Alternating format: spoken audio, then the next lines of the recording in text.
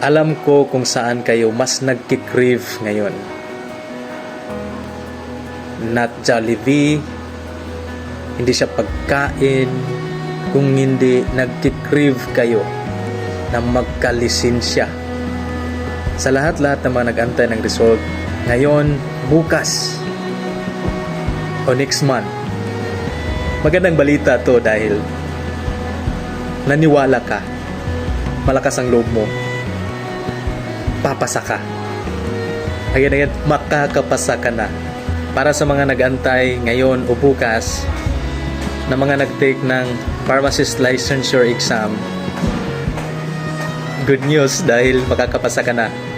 And then para sa mga nag-antay ng result nung kakatapos lang ng board exam ng mga midwives, good news dahil makakapasa ka.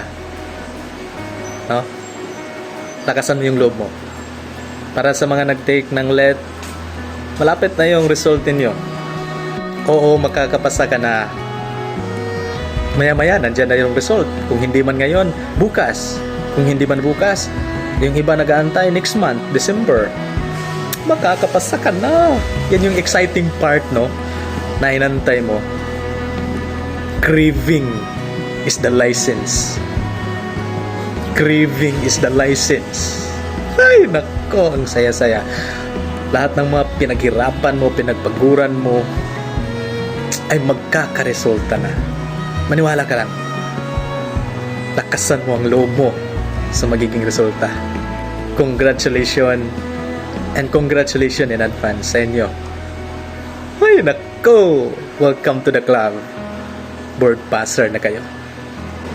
Magandang balita to dahil naniwala ka, malakas ang loob mo, papasa ka. Again, makakapasa ka na. Makakapasa ka na.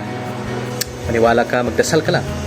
Yes, makakapasa ka na, magiging license holder ka na. Ito na yon. Ito na yan.